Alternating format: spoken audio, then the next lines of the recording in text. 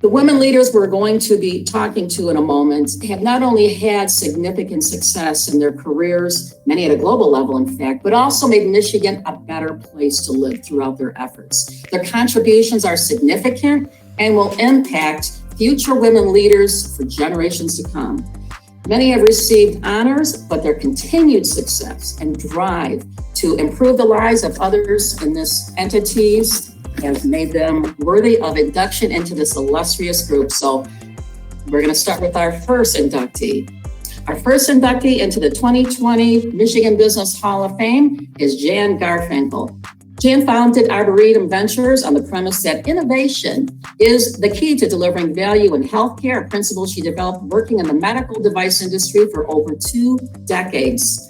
Jan has led and leads her board seats in more than a dozen investments across 4 funds. She was previously president and founder of Strategic Marketing Consultants, advising healthcare startups and major medical device companies. Jan is currently serving as the board chair of the National Venture Capital Association. Yay, Jan. Our next inductee and honoree is Faye Alexander Nelson, Michigan director of the W.K. Kellogg Foundation. Prior to joining the Kellogg Foundation, Faye served, I didn't have my coffee yet, the 2018 Sojourner Truth Fellow at the University of Michigan in Ann Arbor. Before joining U of M's faculty, Faye served as vice president of DTE Energy. Additionally, she was board chair and president of DTE Energy Foundation, and over a 10-year time frame, Faye served as the inaugural president and CEO of the Detroit Riverfront Conservancy, which to all of us who go downtown, it's fabulous what's taking place down on Detroit's riverfront. She currently serves on numerous boards, including the Detroit Symphony Orchestra as treasurer and finance chair, and the Henry Ford Health System and Health Network as a member of the nominating committee, among many other affiliations and accomplishments. Yay, Faye. Our next inductee into the Michigan Business Women's Hall of Fame is Kathleen McCann, executive chairman of the United Road Services, where she previously served as chairman and CEO. McCann also currently serves as executive partner with Nonantum Capital Partners, a private equity fund focused on the middle market.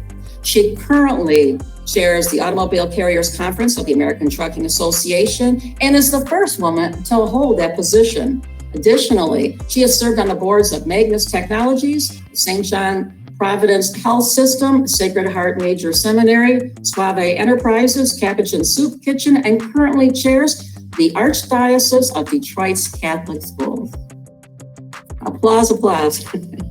And our final inductee today is Patricia Mooradian, who has been president and CEO of the Henry Ford since 2005 and has 35 years of experience in the real estate, retail, and attraction industries.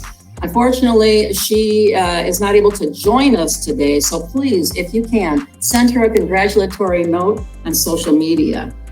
But let's talk about some questions. Faye, let me kick this off with you and Jan and Kathleen, if you want to weigh in, feel free.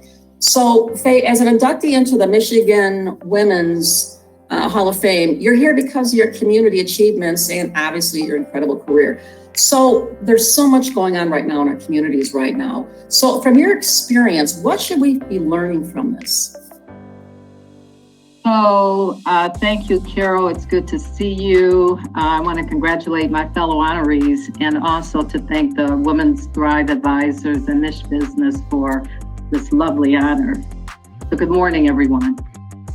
This is quite a time. Who would have ever expected 2020 to be this way?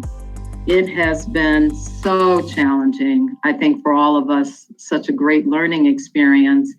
And really providing all of us with ability to step back and to focus on where we are, what this all means, and where we're headed.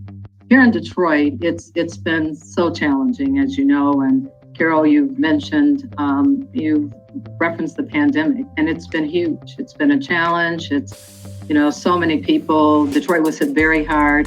So many people have been infected with this virus. Unfortunately, many passed away. It's that coupled with the bright light that's now shining on systemic racism. It has been the economics that our community is experiencing. It's been big. It's been huge. And from the Kellogg Foundation, we have really worked so hard to respond to what's been happening here. We have been working many hours on a daily basis, I'm sure as everyone else has as well, to really focus on how can we best support our community.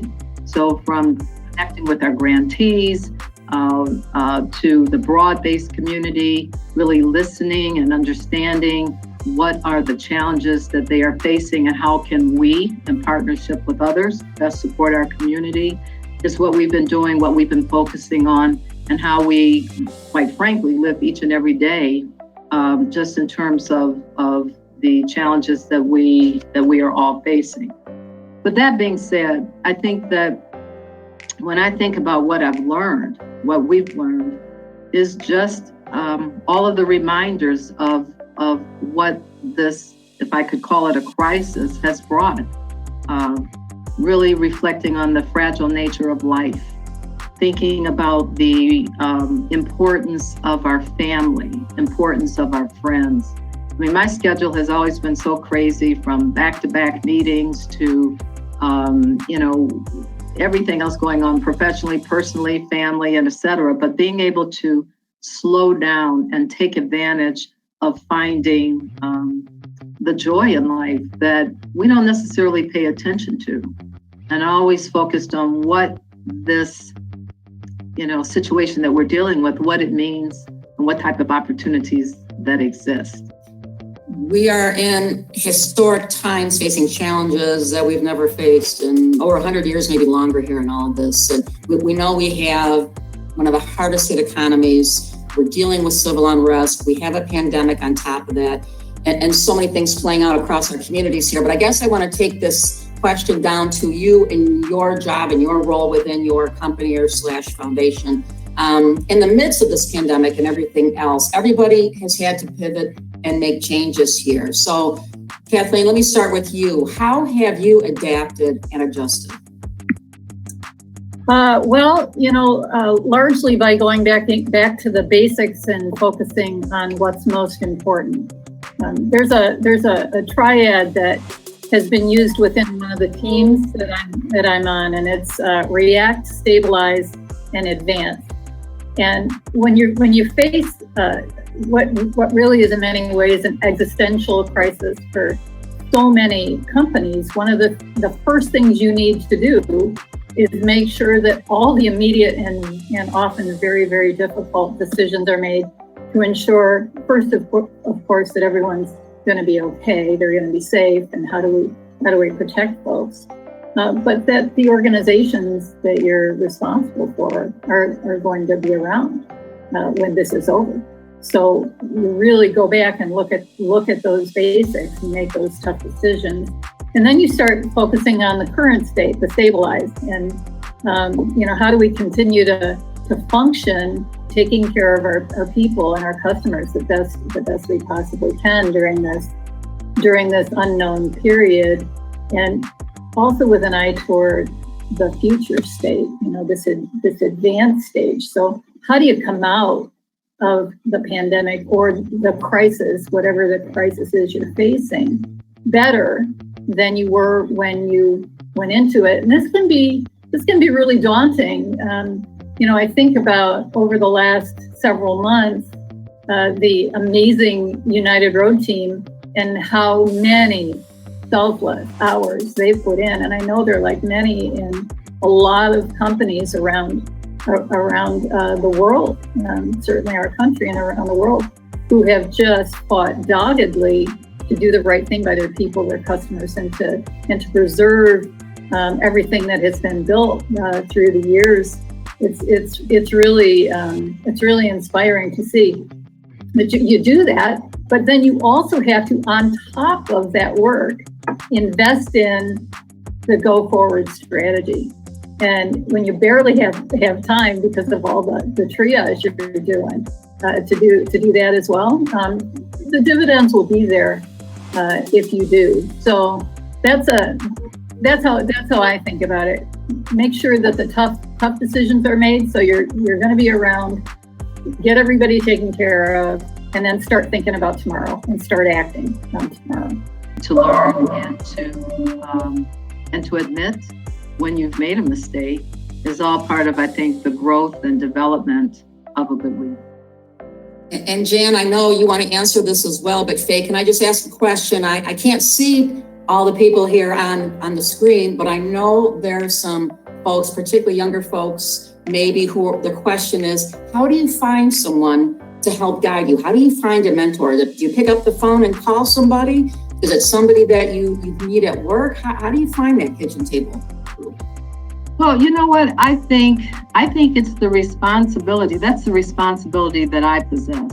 It's so important from my perspective that I always remember there were so many people that helped me along the way.